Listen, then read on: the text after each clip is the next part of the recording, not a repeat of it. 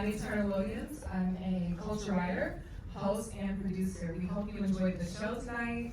But aside from that, we have two very special guests in the building with us. Please join me in welcoming Pharrell Williams and Morgan Neville.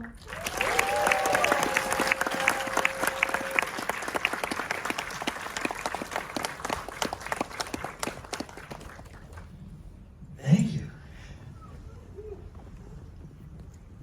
I was just saying, I think this is our first, you want me to do it? Yes.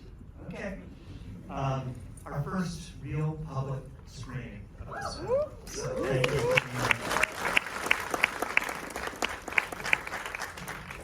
All right, congratulations on the film as well.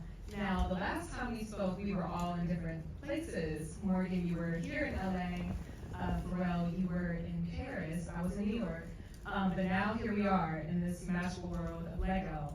So first question, Morgan, can you share what makes Lego an essential storytelling tool? Well, you know, as you see in the film, it was Pharrell's idea to make this film in Lego. And I didn't know exactly how perfect that was for what we were going to do, but now I can't imagine this film any other way,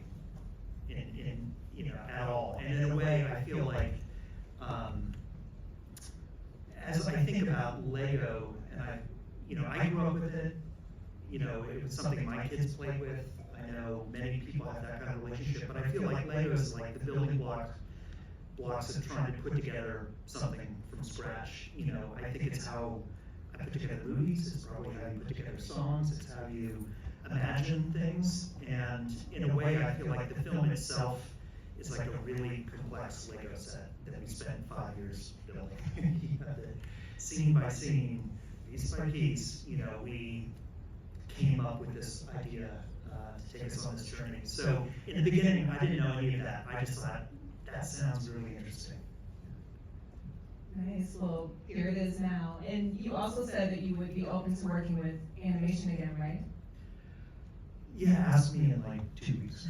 Okay, we'll wait for that one. Now, Pharrell, can you share which film by Morgan made you confident that he was the perfect collaborator for Piece by Piece? Well, he's had several. And the ones that I've had first of all, let me just say thank you guys, ladies, human beings, for gracing us with your presence and giving our film the time and space in your lives. It is the deepest honor every time someone watches this, and we hope that you feel an immense sense of joy.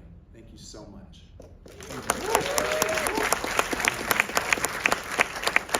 We had several films, and I think at the time we were making the decision, he had just done the Mr. Rogers doc, Won't You Be My Neighbor? And I just thought, okay, this guy is, I always say this, and I hope you don't get tired of me calling you this, but a masterful storyteller. That doesn't get tiring. And, well, it's very true.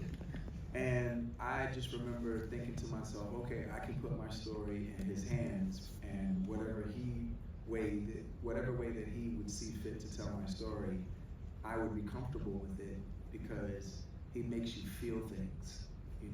I think when Morgan is making a doc, he paints with honesty and the emotion, and that's very rare. A lot of times I feel like people have sure, everyone has intention and purpose when they're making their docs, but a lot of people have personal bias for certain things. And I think he allows what he finds to tell him and lead him in the direction of what something wants to be. And I think that's the reason why, we set out to make this animated, documentary, but it's turned into so many other things. It's also turned into a biopic, it's also turned into a musical. And that's because he listened. And I often get asked okay, what did you let him put in or tell him that he couldn't put in, or what songs? And the truth of the matter is he had autonomy to make this film, to do whatever he felt, because, like I said, he's a masterful storyteller. The same intentionality that you mentioned in the Mr. Rogers flick, I felt that in this as well. So, now Morgan, what did those early conversations look like between you and Pharrell, and how long did it take until the storyline was precise? Well, our first conversation was fast, you know, and the way you pitched it to me was, do you want to say how you pitched it to me? Yeah, I was like, man, I just would be honored if you would tell my story, and you know, if you shot the documentary, but we only use the audio, like we just sort of throw away the visual and do it all in Lego. And when he said that, I thought, yes. Like, I don't know what that is, but that's such a crazy idea that I want to go on that journey. You know, I mean, it was a very long, hard journey to get there, and there were many obstacles and many times it could have died. But you know, I think, you know, from that moment to figuring out what the film actually was years of work. You know, we kind of made the film twice. We did all the interviews. We put together a version of the film that was, you know, I did most of the interviews during the pandemic on my couch, on Zoom, or on telephone, interviewing people. And then we took archival footage, we did shoot a number of things. We went back to Virginia Beach with Pharrell. We put in movie clips. We hired a kid at art school to just draw all the time and fill in the film. And we kind of finished the film once. And the one thing that wasn't there was that I knew from the beginning that I wanted a new song for the end of the film. You know, we talked about that. And then I showed it to Pharrell to get him to think about it, about what that song would be. And, you know, I waited, and I waited, and then you sent me a song, and I thought it was great. And then you came back and said, no, don't use that song, I have another song. Yeah. And that was Piece by Piece, which is what you sent to me. And then you kept sending me songs. So, and then we started animating, and we went back to the beginning, and we storyboarded the entire film with a team of animators, and Howard Baker, and everybody at Pure Imagination, and Tom Gold. And there were, you know, there were a lot of people working on this film for a long time, but it took years for it to come into focus. Yeah. Morgan, do you have like a secret talent for composition that we didn't know about? Being a composer? Just years. You know, he's the composer, but I have made a lot of music films. And, you know, I think one thing you were really, you know, as you said, very generous and kind of giving me a lot of room, was trying to listen. You know, on Spotify, I have a whole bunch of playlists of Pharrell's music he's produced, music with NERD, solo music that influenced you. You know, I had hundreds of songs, and I just would listen to them and try and listen for songs that I could see tell a story and were helping to connect with what Pharrell was telling me was his story. So songs like God Bless Us All becomes the song in the church scene. You know, you wrote that in a totally different context. Yeah. So it was really then trying to listen and figure out how the song could help tell the story as much as I could. Yes, absolutely. And there were other artists in here that were helping your story too, in Piece by Piece. Pharrell, was there anyone specifically that you absolutely needed for this film? And how were they meaningful to your journey? Everyone was needed. Everyone that was in it was needed, and even the people that we interviewed, well, not we, at Morgan interviewed, but didn't make the cut necessarily. They were necessary for him to figure out what was right and what didn't make sense. I would say just like, you know, just thinking about the entire process and everything that went into it, this is where I take my hat off to him, because it's like, if it were left up to me, you know, what stories went in the film and what songs went in the film. This would be like the most overdone, super stuffed with like all the things that would probably not tell a good story, but it just would be like a meatloaf of hubris. You know, like, you know, the Rocky Road ice cream, it'd be like a rocky road of just ego, pompous arrogance, and hubris. Because I did this, and I did that, and look, I did it in this color, and then I did it in this key. And, you know, that's probably what it would have been.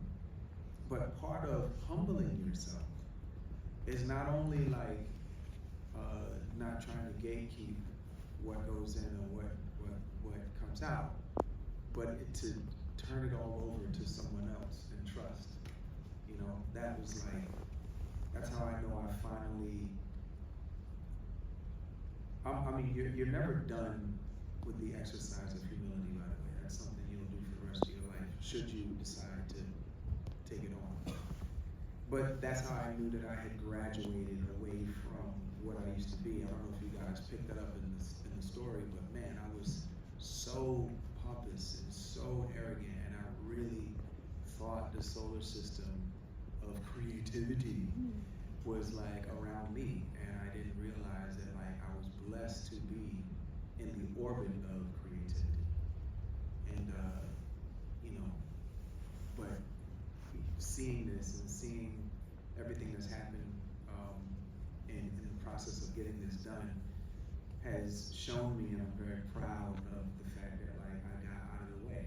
My ego was totally out of the way, and this man really just painted the story the way that he saw fit. One of the pieces that you wrote for the movie, the Odyssey piece. Yeah. Do you want to talk about that? Yeah, so it's called Lego Odyssey, and I did it in Paris, and in French it's Lego. Lego is like how you say ego in French. So, but you pronounce it Lego. So it's Lego Odyssey, but it's really the Ego Odyssey, and it's about, you know, my struggle with just thinking that I just knew everything. And you know, it just teaches you the lesson of like, or sort of demonstrates or illustrates a little bit like what that journey is like of realizing that you have one. Because here's the thing, a lot of times you don't even know you have an ego, right? Like you can't even see that shadow until enough people tell you, or enough things go wrong because of your hubris decisions. But then when you finally find out, you're like, oh wow, okay, I do have an ego, and everyone casts a shadow, unless you're standing directly under the sun at 12 noon, but everyone has a shadow, and the key is to recognize that about yourself and do a much better job. And you know, in making that song, I think it's like 3-4 minutes or whatever. I was proud of that too, because again, it was like, look at me, like pointing out my flaws, which is not something that I used to do. This whole thing has been like a therapeutic exercise. You know, some parts of it is revelation, and then some parts of it is just like confirmation. You know, that I needed to do this work on myself. Now, was that message of humility, was that always important for you to have when you started this journey with Morgan? I have been on this journey for about maybe 10 years. I've been in music for over 30. But, you know, the universe humbled me when I turned 40. So it's been over like 10 years. And I think this film was the ribbon. It was like the bow. And I think a lot of that was there was no, there are no instructions in the box. It's this, you know, could have been anything. And so this was what I was getting by talking to you and talking to other people in your life, and getting that journey, your earlier question about when did the story come to focus. it's just by doing all that work where suddenly the pieces started to fit, and then I keep speaking Lego metaphors. I don't need to. But that obviously was such an important part of your journey, and really then became kind of the crux of what I saw as your creative journey. And it's something I completely identify with too. I think the film's about a creative person trying to stay true to themselves, which as a creative person, it's something that, these are the questions I'm always interested in too. And so, I think that universality of that struggle is something that I think is almost something totally different from the music. It's just any creative person trying to struggle with these things of staying true to who you really are. Now let's get back to the music for a second. So, Morgan, what part of Pharrell's musical journey were you most invested in or most interested in? You mean well, it's funny because, I gravitated towards a lot of NERD songs because they were songs, and Pharrell can talk about this, but so many of your songs you've written for other people or written with other people. And I felt like on your solo records, but also with NERD, I was hearing more of you. You weren't writing for somebody else in many of those cases. So I felt like I could feel your character in those songs in a way that really helped me shape it. So songs like, Sooner or Later is another one, that I just instantly knew had to go in the movie. So things like that. Now, how did you both decide what songs to incorporate in Piece by Piece? That was on him. That's what I was saying. He had complete autonomy with the story and with the music. Yes. Yeah, I mean, it's probably less than 25% of the catalog that's in the film. There are a lot of other hits on it too. And well, for you both, how do you hope that Piece by Piece shapes the next generation of biopics or even animated biopics? I just want people to see it and to respond to it. It's like I will say, as a filmmaker, in making this film, I felt like we kept opening new doors and saying, can you do this? Can you do this kind of a hybrid storytelling? And can we go from a documentary here to suddenly we're in outer space? And we kept trying things, and they kept working. And every door we opened led to more doors that we could open. So I felt incredibly inspired. I think I learned more and been more inspired by making this film than any other film I've made. And so it's definitely going to influence me going forward. So what it does out there in the world, I don't know. But for me, it's really deeply meaningful. Pharrell, do you want to add to that? I mean, influence other docs or other films. If it does, cool. That'd be awesome. I think credit is to be given and not to be taken. But I will jump out in the middle of traffic and say, I do hope that it inspires people. I hope people see this and realize whether you're 8 or you're 80 years old, it's never too late to think about what really, really, really warms your heart or inspires you as a person. And to see it as a dream and to build it piece by piece, literally. Now is such a better word than never. Such a better word. All right, well, that's all the questions I have for you both. Congratulations again. Please give them one more round of applause. Thank you.